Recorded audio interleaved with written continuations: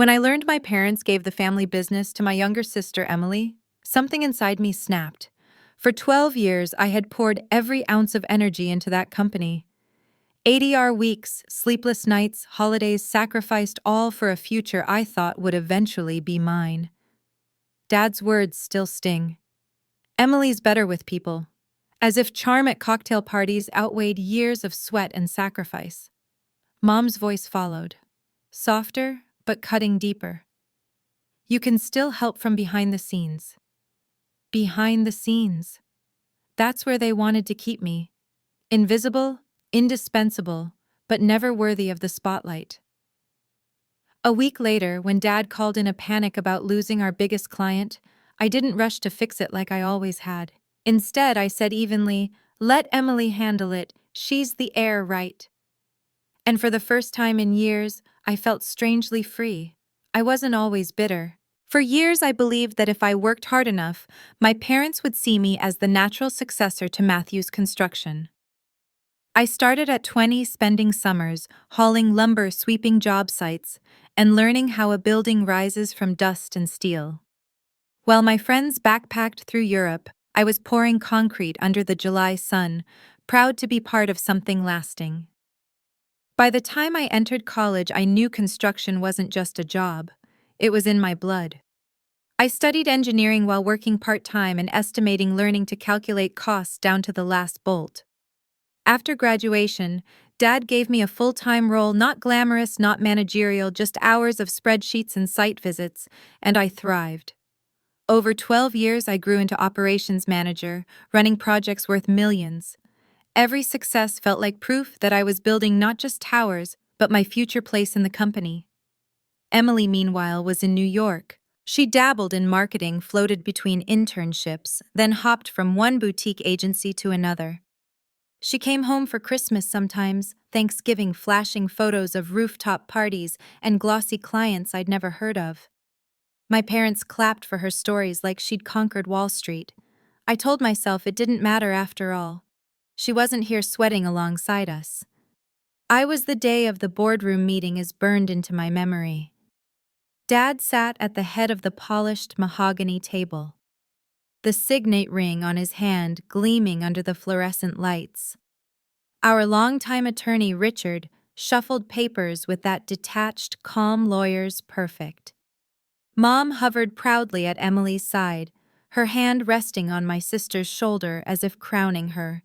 "Official as of today," Dad announced, sliding the documents across the table.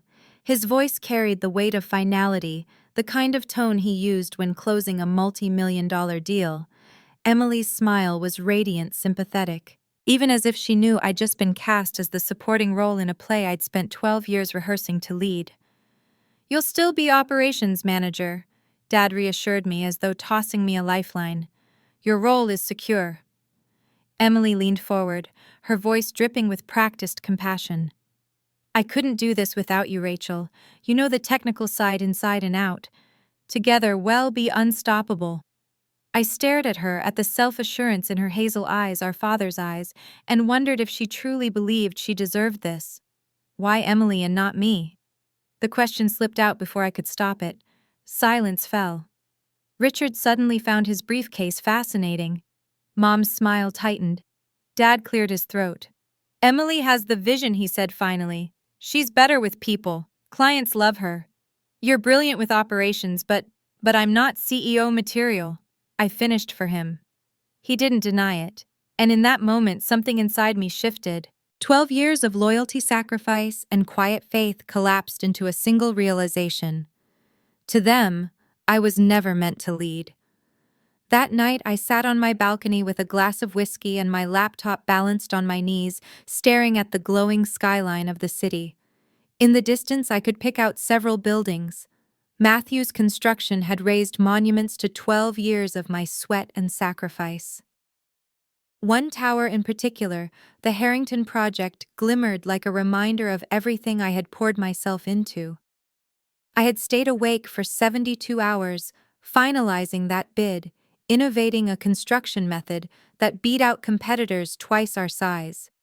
Dad had been the face of the presentation, but I had been the engine. I thought about Emily. 10 months of experience, and suddenly she was the heir. I thought about Mom's voice. You can still help from behind the scenes.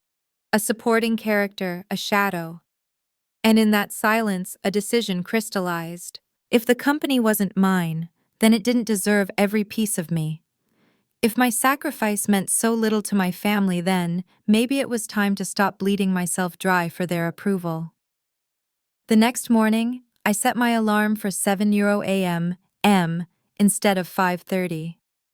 I walked into the office at 8 sharp, coffee in hand, 2 hours later than usual. Nancy, our receptionist who had been there longer than both Emily and I, blinked at me in surprise. "Everything okay, Rachel?" she asked. "Never better," I replied, smiling. "Beautiful morning, isn't it?" I breezed past her into my office where the usual chaos waited. Voicemails marked urgent, a dozen unread emails, 2 project managers pacing nervously outside my door. Normally, I would have dived in headfirst, putting out fires, taking everyone's problems as my own, but not today.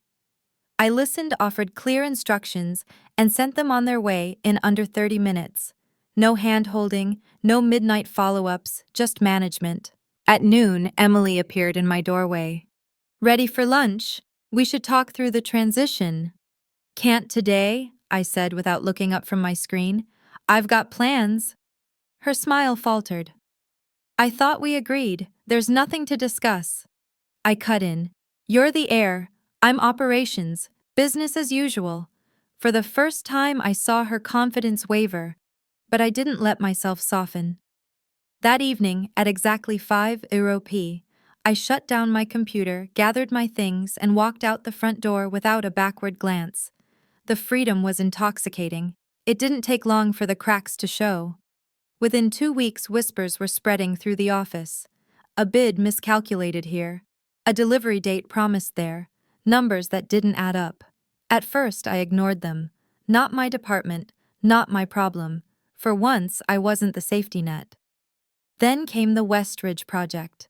We had been courting Westridge for 3 years, positioning ourselves to break into the healthcare construction market. It was the kind of contract that could define the next decade of the company. I was supposed to review the final numbers, but no one had officially scheduled it on my calendar. So I didn't. By Friday, the bid went out. Monday morning, the news broke. We lost it to a competitor. The reason, a rookie mistake in the materials estimate, something I would have caught in minutes. Dad stormed into my office, his face flushed. "What the hell is going on with you? We just lost Westridge." I sat calmly, folding my hands on the desk. "That's unfortunate." "Unfortunate?" His voice rose. "We've spent years chasing this contract. Emily needed your expertise and you didn't deliver." "She never asked," I replied evenly. "No one put it on my schedule. I work within my assigned hours, Dad. 8 to 5. If you want me to review something, it needs to be arranged in advance." His jaw tightened. "Since when do you clock out like an hourly employee? Since you made it clear the company doesn't belong to me. You can't expect me to work like an owner when I'll never be one." For a moment, he just stared at me, as if trying to reconcile the daughter who once bled for this company with the woman sitting across from him now. Then he muttered, "The company needs you, Rachel. And I'm here," I said, "doing exactly what my role requires. No more, no less." The tension hung heavy between us. Eventually he left without another word. But the problems didn't stop with Westridge. Emily had been charming clients with her easy smile and polished pitch, but she didn't understand the technical constraints that defined our timelines and budgets. She promised things we couldn't deliver. She rushed bids to look aggressive and competitive, not realizing the ripple effects on procurement, subcontractors, and labor. Within a month, 3 contracts collapsed. Clients grew wary. Subcontractors whispered about instability. Employees watched the Matthews family drama spill into boardrooms and hallways. For the first time, I saw fear in Emily's eyes. She stopped by my office more often, her voice less certain, her posture less confident. "Maybe we should talk through the Westridge issue," she said one afternoon, twisting her wedding band nervously. There's nothing to talk about, I replied not unkindly. You're the heir. I'm just operations. Her lips pressed into a thin line. Don't be like this. Like what? I asked, leaning back in my chair. Doing my job. She had no answer. That evening, I shut down my computer at 5 p.m. Sharp gathered my bag and walked past the project managers still buzzing with panic. For years, I would have stayed late working until midnight to solve problems that weren't mine alone. Now I let them linger. The guilt pricked at me, yes, but underneath it there was a grim satisfaction. For once, my absence was visible. For once, they were forced to see what happened when I stopped carrying the weight of the entire company on my shoulders. And the truth was undeniable. Matthew's construction was faltering. Not because of me, but because of the sister they had chosen instead. The Harrington Group meeting was supposed to be a triumph for Emily. She had insisted on leading the pitch herself, telling Dad she could win over Thomas Harrington with her charisma and vision. I wasn't invited. That alone was unusual. After all, I had spearheaded the Harrington Tower project from the ground up. But I didn't argue. If they wanted me behind the scenes, then behind the scenes I would stay. That Thursday morning, I arrived at the office at 10:00 a.m., coffee in hand, fully expecting a quiet day. Instead, Nancy caught me as I walked in. They've been in there an hour, she whispered, eyes wide. It's not going well. I raised a brow. The Harrington meeting. She nodded. Your dad looks ready to explode. Emily's struggling. Part of me wanted to ignore it to let them dig their own graves. But another part, some stubborn piece of pride, couldn't stomach the idea of Matthew's construction losing Harrington because of sloppy leadership. So at 10:05, I pushed open the heavy glass doors to the conference room. The air was thick with tension. Thomas Harrington sat at the head of the table, his team arrayed beside him, brows furrowed over spreadsheets. Emily's smile was strained, her voice an octave too high as she stumbled through financial projections she clearly didn't understand. Dad's jaw was clenched, his knuckles white on the table. Sorry I'm late, I said, sliding into a seat with practiced calm. Traffic. Every eye turned to me. Dad's glare could have frozen lava, but Thomas's face lit up. Rachel, he said warmly. Just the woman we need. We were discussing the modular approach you pioneered on the tower project. Could you explain how it might apply here with the new design modifications? Emily's face fell. I could almost hear her thoughts. Of course he remembers, Rachel. I took a breath, straightened my notes, and began. For the next hour, I walked them through strategies, cost-saving measures, and risk mitigation plans. I answered their questions with precision, drew diagrams on the whiteboard, and offered alternatives they hadn't considered. This was my element. Not the politics, not the handshakes, but solving problems no one else could untangle. When I finished, Thomas leaned back, clearly impressed. That's exactly the kind of expertise we've come to expect from Matthews. Rachel, you're the reason we trusted this company with our tower. And now you've given me confidence we can move forward here. Dad exhaled in visible relief. Emily forced a tight smile, murmuring something about teamwork. But the message was clear. Matthew's construction didn't hold Harrington's trust. I did. As the meeting adjourned, Thomas pulled me aside. Your father mentioned Emily will be taking over as CEO. His tone was polite but edged with doubt.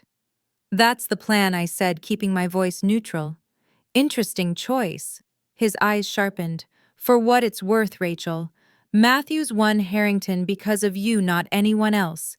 If you ever decide to make a change, give me a call. He handed me his card, crisp and weighty. We're always looking for talent like yours. I slipped it into my pocket, my pulse steady, but my mind racing, an invitation, a door. When I stepped back into the hallway, Dad was waiting. His expression was a mixture of anger and something else. Fear. You saved that meeting, he admitted grudgingly. I did my job. I corrected, brushing past him. Where were you for the first hour? he snapped. I told you, I replied coolly. I'm available from 10 to 11. I had other commitments. What commitment could possibly be more important than Harrington, my life? The words dropped between us like a stone in still water. His face wrined, his mouth opened, but no sound came out. I didn't wait for a response. Back at my desk, I pulled the business card from my pocket and turned it over in my fingers. Thomas Harrington's name gleamed in embossed silver. An offer unspoken but unmistakable. For years, I had chained myself to Matthew's construction, convinced it was my destiny, my inheritance, my identity. And in return, they had chosen someone else. But now, for the first time, I saw a different future. One where I wasn't behind the scenes, one where my work wasn't taken for granted, one where I decided what I was worth. That night, I didn't open my laptop. I didn't review spreadsheets or draft emails. Instead, I placed Thomas's card on my nightstand and poured myself another drink. For once, I let the company's problems remain theirs, and it felt powerful. Dinner at my parents' house used to feel warm, familiar, a ritual of roasted chicken mom's laughter and dad's booming stories about contracts won. That night, it felt like walking into enemy territory. The dining room glowed with crystal and china, the table set as though for a holiday. Emily sat at one end looking drawn and exhausted, dark circles under her eyes. Dad stood when I entered, forcing a polite smile. "Rachel," he said, extending a hand. "Thank you for coming." I shook it briefly and took my seat. Mom fussed with the wine glasses, filling the silence with small talk about her garden and the weather. But beneath it all, tension pulsed like a live wire. Finally, Dad cleared his throat. "We need to discuss the situation at Matthew's construction." I set down my fork. "What situation is that?" "You know damn well," he said, temper already straining. "We've lost 3 major contracts in 5 weeks. Harrington is reconsidering future projects.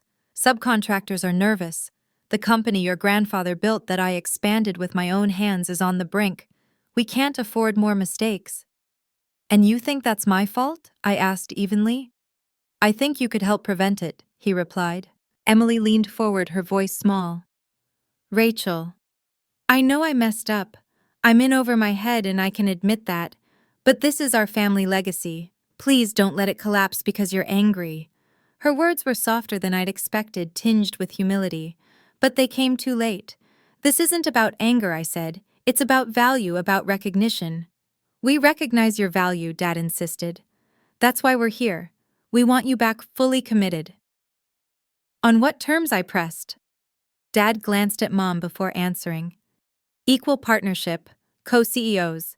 You handle operations and technical oversight. Emily handles clients and development. Equal ownership, 50-50. It was everything I had once dreamed of hearing. Yet, sitting there watching their desperate faces, I felt nothing but hollowness. "Why the sudden change of heart?" I asked. 6 weeks ago, Emily was the heir. You told me I wasn't CEO material. What's different now, other than the company being in free fall?" Dad's jaw tightened. "I made a mistake in judgment. I underestimated how crucial your expertise is. I overestimated how quickly Emily could adapt. I was wrong." "Fine. Is that what you need to hear?" I shook my head.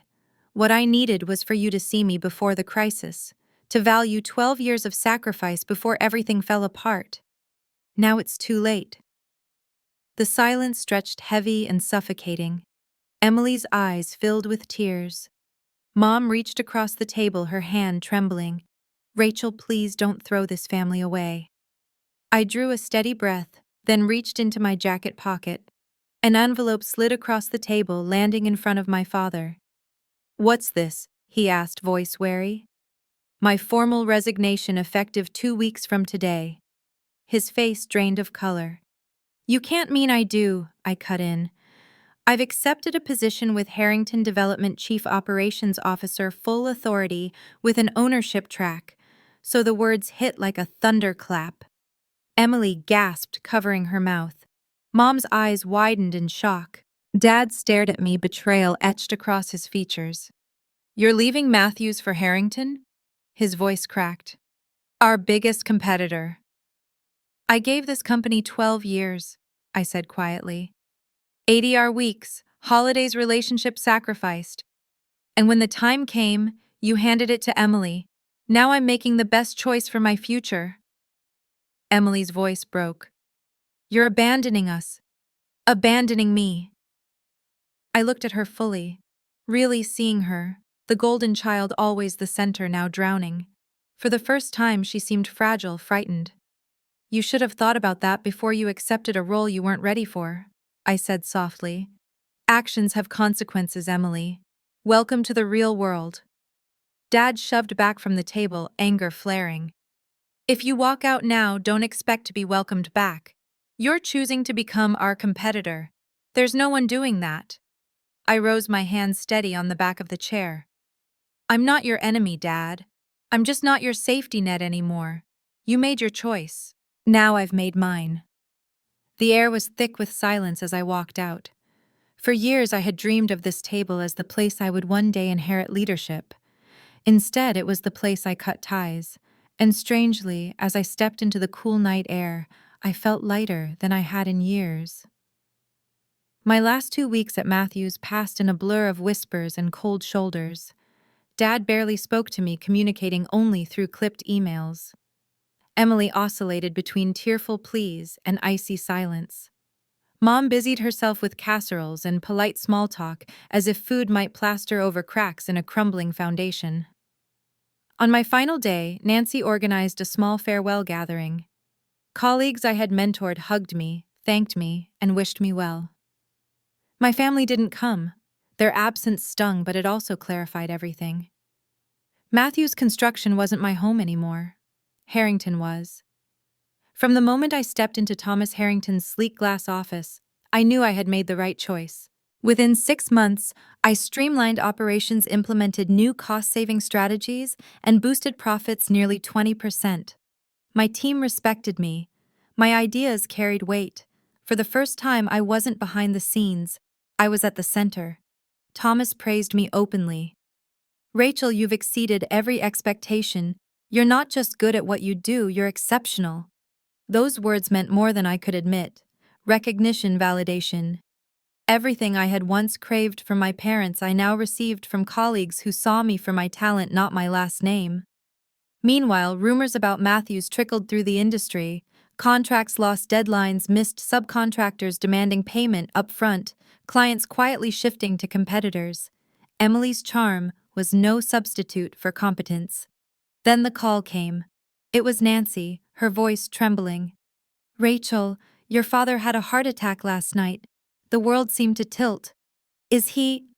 He's stable, but the doctors say it's stress-related. The company's falling apart. Rachel, 3 project managers have quit. Emily's drowning. People are terrified they'll lose their jobs. I pulled my car to the side of the road, staring blankly at the sunset bleeding across the sky. For a moment, I felt nothing but a cold, detached satisfaction. They had chosen Emily, and this was the result, but the satisfaction didn't last. Images flashed. Dad's booming laugh when I landed my first bid. Mom bringing late-night sandwiches to the office. Emily and I as kids building sandcastles while Dad sketched blueprints in the sand. The company wasn't just theirs. It had been my life too. I had walked away to prove my worth. And I had succeeded beyond measure. But now the question loomed, was I willing to let it all collapse, to watch 43 families lose their livelihoods just because my own family had failed me? As NY's voice faded in my ear, I realized this wasn't just about revenge anymore. It was about choice. That night, I sat in my car outside the hospital staring at the glow of fluorescent lights in the windows above. My phone felt heavy in my hand. Finally, I dialed a number I hadn't used in months. Emily answered on the 4th ring. Her voice was small, raw. Rachel, it's me. Nancy told me about Dad, a shaky breath. He's stable, but the doctors say he needs to step back completely. And the company, her voice cracked. We're going to lose the Miller contract next week unless we cut costs by 15%. Suppliers won't extend credit. I don't know what to do. 6 months ago, I would have savored her desperation. I would have felt vindicated. But listening to her now, all I felt was sadness. She wasn't the enemy. She was just someone handed a crown she was never trained to wear. "I'll come to the hospital," I said quietly. "We should talk about coming back." She whispered about options. I clarified for Dad, for the company, for everyone involved. For I didn't promise anything. I didn't owe them that. What I owed myself was freedom, the freedom to choose, not out of guilt or desperation, but from strength. As I drove into the night, I realized something important. True freedom wasn't walking away and slamming the door behind me. It was knowing I could walk back through that door if I wanted to on my own terms. Maybe I would help, maybe I wouldn't. But whatever happened next, it would be my decision. For the first time in 12 years, I was no longer behind the scenes. I was living on my own terms, and that was the real victory.